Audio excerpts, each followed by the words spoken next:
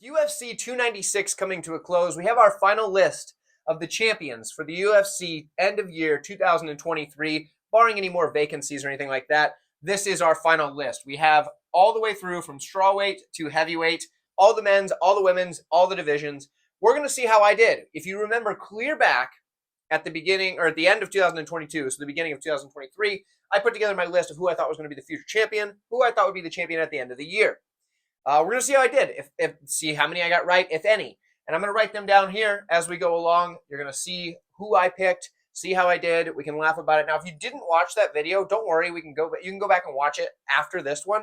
I'm going to have it at the end screen of this. So you can go back and watch that and hear my reasoning, and it's pretty funny. And how I spoke like a doofus back then, because that was a year ago, and I wasn't very good at this. Still probably not very good at this, but maybe slightly better. Either way, another little bit of fun. Next week, the plan is next week, what we're going to do, myself and a casual MMA fan, that casual MMA fan being my girlfriend, are going to go over who our list of potential, our picks for future champions at the end of 2024 will be. So then next year, when we go over this list again, we'll have two lists to go over: the casual fan versus the expert. That clearly I'm not, because I didn't get all these right. But either way, the expert, the guy with the YouTube channel, versus my girlfriend, who just kind of watches the pay-per-views and occasionally a fight night if there's somebody that she wants to see, somebody that she's a big fan of. But she does watch all the pay-per-views with me and all that good stuff. So she's a casual fan. She was what you would depict as a casual fan. So she's going to give her picks. I'm going to give my picks, and we're going to see how it shakes out. We'll probably have some of the same. We'll probably have quite a bit different, and I think it's going to be a fun time. So tune into that. It's going to be a live stream, so you can watch live, be in the chat. That's always fun. But if you don't make it to the live, that's okay. You can still watch it back. You just won't be able to engage with us in the chat, which I think is going to be way more fun than just watching and reading the comments later. Either way, that's coming up next week. I'll give you an exact time as I know. And without any more chattering, let's get into my picks and how I did on the 2023 futures, and let's see if we hit it. So we start our list off with a win. We've got Zhang Weili as the champion. Now, if you remember her year, she only fought once. I believe it was back in August, where she beat Amanda Lemos in a very dominant, very impressive unanimous decision victory. She kind of just walked right through her and showed her dominance, right? So Zhang Weili, very impressive year for her, although just kind of inactive. It is a win for us, though. We got this one right, so we're going to put one in the correct spot. There we go. First one on there, right there. Zhang Weili was our pick. Zhang Weili is the champion. Look at this, guys. We started off right, but who did you have at the beginning of the year? Do you remember back to that video? Anybody that watched it, do you remember who you commented? I'd love to hear from you guys in the comments with your whole list, and see how you did. I'll honor system. I'll trust whatever you said. So if you said you got all of them right, I'll believe you, I guess. Especially if you said you got both of the vacant titles right, that'd be pretty impressive.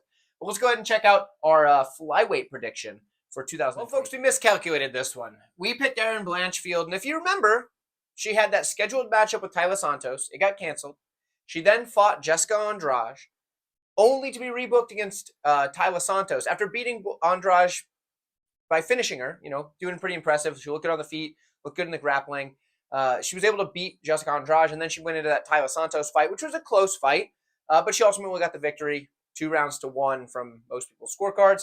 Erin Blanchfield got the win, but it wasn't enough to get her a title shot. And Alexa Grasso is still the champion, although coming off of a draw. So if you remember back, she beat Valentina Shevchenko in her first fight of this year, of 2023, and she beat her. It was a close fight, but Shevchenko seemed to be kind of having the upper hand most of the fight in the first matchup, and then she threw a spin kick. Grasso jumped on her back, choked her out. Boom, that's it. Then they have that rematch at on that fight night card, in which it went to a draw, but it was kind of a weird draw, and depending on who had a bet on who, depends on who they think won. So I'm not going to get into that, but you let me know who you thought won in the comments below. But Alexa Grasso, Valentina Shevchenko, it ends up going to a draw. Grasso then gets to keep the title, of course, because she's the champion, and you have to beat the champion. You can't just get a draw.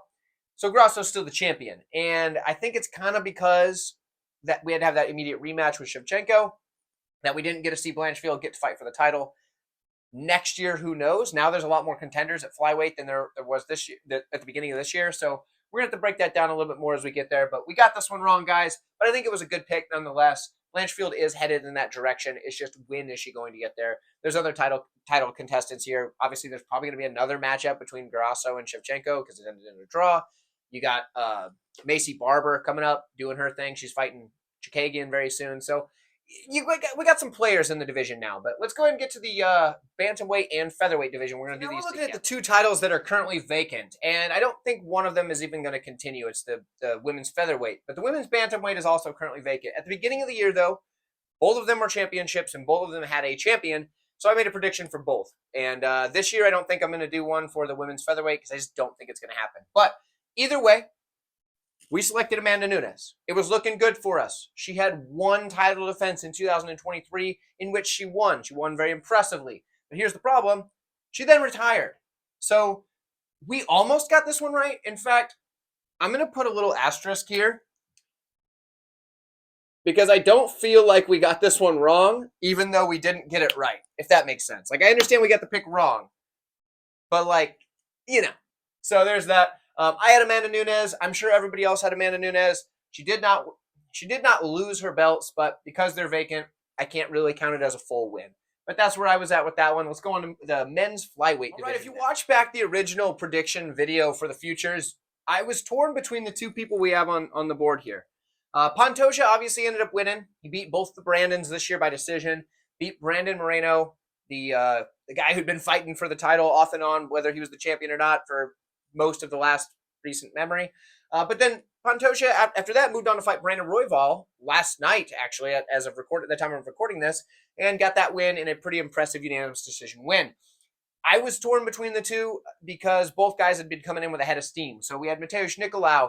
He was looking pretty good. He had a string of wins together. It was kind of just who were they going to give the title to, or the title fight to, and then they put Nicolau in there with Royval, and he got caught with a knee right up the middle, and just that was it. So Nicolau got dropped, lost his only fight of 2023. So that was a horrible pick.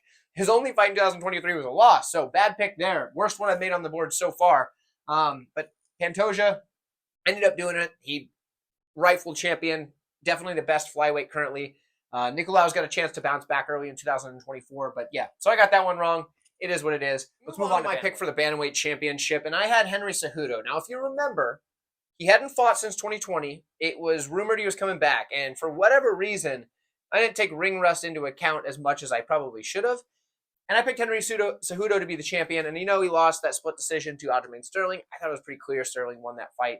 I could understand why someone would say Cejudo won, but I didn't see it. And I picked the guy. So there's that.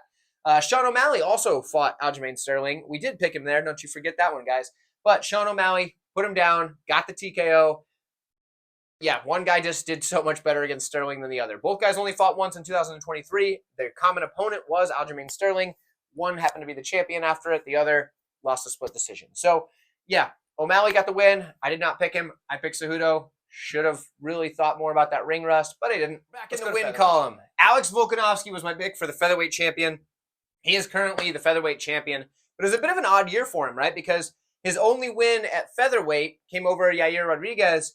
In fact, he went 1-2 in 2023. His two losses being up at lightweight to the current lightweight champion, Islam Makhachev. So very interesting that the champion went 1-2 in the year 2023, but he's still the champion. Still undefeated at featherweight, though, so that's where he is. So, but odd year leading him there, but we still got it. We got this one right. Alex Volkanovski is the featherweight champion. Look at that. 2 for the good guys. Another one here, Islam Makhachev. He won the title back in 2022 when he came off that really big victory over Charles Oliveira. So he's heading into 2023 to make his first title defense. Turns out he fought Volkanovski twice. It wasn't supposed to be the plan. He was supposed to fight Volkanovski and then a rematch with Oliveira. Oliveira just didn't work out. Volkanovski steps in on short notice, so he beats him twice. So the champion down at featherweight got beat by the lightweight champion twice in 2023, making Islam Makhachev still the champion at the end of the year. That was a pick for us. That was probably the easiest pick we could have made. Not going to give away my pick for 2024, but, you probably guess. Either way, we got 3 of them now. We're building our way back up. It started out good and then got kind of rough, but we got 2 in a row. So let's see what we got at welterweight. All right, so we were way off at welterweight because we picked Khamzat Chimaev, who isn't even at welterweight anymore. He's now at middleweight. So we got that one way wrong. He did have one win over Kamaru Usman at middleweight, which, yeah, neither of those guys were welterweights were middleweights at the beginning of the year. Now they're both middleweights. So anyway, Khamzat Chimaev, that was our pick, way off. Now, Leon Edwards, he is the current champion, as you saw last night. Like I said, at the time of recording, that was last night. He beat Colby Covington in what was the worst performance Covington's ever put together. Even in his other losses, he at least tried to win. He did not try to win. Leon Edwards did enough to win the to retain the title. Good on him. Before that, he defended his title against Kamaru Usman, the guy he beat for the title back in 2022. So Leon Edwards, tidy little win streak. Here he is still a champion. See where he goes in 2024. For Chimaev, he's not even in this division, so we'll see where he stacks up the middleweight division for our predictions there. But let's move on to that middleweight division. Move on to middleweight, in which we had another bad pick. We picked Robert Whittaker, who had one fight in 2023 in which he lost to Dricus du Plessis. It was just a bad pick. Didn't go too well for him, and that's that, right? He got knocked out, didn't bounce back in time because that's what happens sometimes in a knockout. You got to take some time off. Sean Strickland, on the other hand, the current champion, had a fantastic year in 2023. He was coming off of that loss in 2022, which was a very close decision with Jared Cannonier, which a lot of people thought Strickland won, myself included, but whatever. But he went with that, then short notice stepped in and fought Nasruddin Imavov for the first card of the year. So he fought on the last card of 2022, fought on the first card of 2023, kicked it off right by just overwhelming him, walking him down, and looking pretty gosh darn good. And then after that, he fights Abus Magomedov, a guy that's coming up in the rankings, a guy that, the UFC was looking to build up kind of. He had a spectacular knockout win over Stoltzfus, who, Stoltzfus is not bad. As we saw, he just got a win, but it's not championship level, right?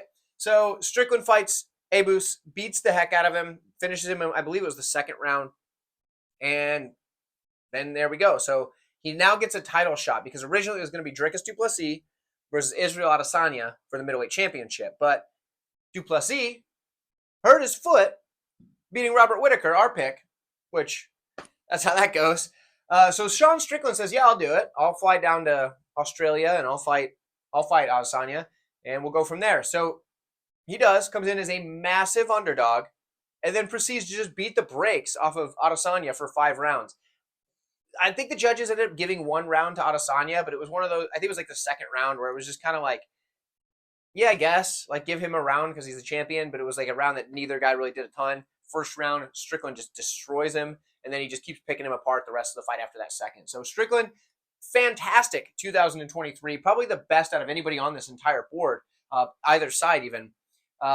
Middleweight champion, and he's going to be fighting very soon, actually early January, kicking off the first pay-per-view of the year. So it won't be the first card of the year like he did in 2023, but the first pay-per-view of the year in 2024 for Sean Strickland, defending his championship against Dricus du Plessis, the guy that beat our pick in Robert Whittaker. So the middleweight, we did horrible on that one. That was a bad one. Let's move on to light heavyweight. We get some more. Move on to light heavyweight. Before you give me too hard of a time for my pick, which was Anthony Smith, by the way, got to go back and think about where the light heavyweight division was at the start of 2023.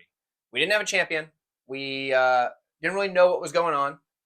I believe it was Yuri at the time, maybe, that was the champion before. Anyway, a lot of vacated belts, a lot of nothing.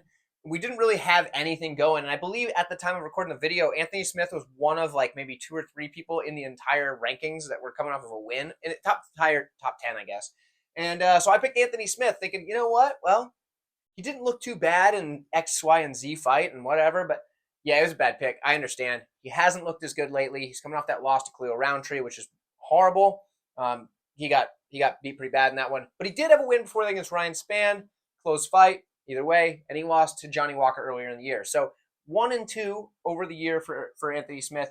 Not the best pick. But can you blame me for not picking Alex Pereira? He wasn't even in the division. He was a middleweight. In fact, at the beginning of the year, his first fight was a loss for the middleweight championship to Israel Adesanya. So he started off the year with a loss, usually not looking good for winning a championship. Also in a different weight class, usually not good for winning a championship at the weight class that he's in now.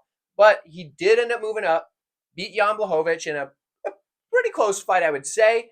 But then he gets the KO victory over Yuri Prochazka to cement himself as the current light heavyweight champion. Although that division is still in shambles, it is still a mess. But Alex Pereira is your champion, and I picked Anthony Smith, who had a very, very not so flattering 2023. Let's move on to heavyweight and see if I got another one. For heavyweight, we made another risky pick. If you remember, clear back up at the bantamweight choice, we made Henry Cejudo our pick. who hadn't fought since 2023, but was rumored to be coming back. We thought he was going to be able to do it. Well, John Jones did what Henry Cejudo was what we thought Henry Cejudo was going to do. John Jones came in after not fighting since 2020 to come in and fight for the championship, the vacant at the time World Heavyweight Championship against Cyril Gane. Destroys him, beats him in like, what, a minute? Something like that, maybe 2. It was pretty quick. Didn't really take any damage, just walked right through poor Cyril Gane. John Jones is the World Heavyweight Champion in the UFC. That's what we had. It was an easy pick for us at the time, and the ring rust wasn't a problem for him. However, we've also got an interim champion, Tom Aspinall. We didn't predict that. But I think that's also because we kind of knew that John Jones was going to be fighting for the title upon his return. So it was kind of contingent on whether or not he actually returned. He did return. We got one right. Look at that. We got 4 out of what, 12? I think there's 12 of them. We got 1, 2, 3, 4, 5, 6, 7, 8, 9, 10, 11, and 12. Yes, there's 12 champions. We got 4, potentially 6 if the vacant, you know what I mean? Like if Nunes doesn't retire, we got 6 right. But, we didn't predict retirement. Maybe we're going to have to predict a couple of vacant spots this coming year. Maybe light heavyweight because they can't seem to keep anybody as a champion. But either way, we either got 4 or 6 out of 12, depending on who you're talking to.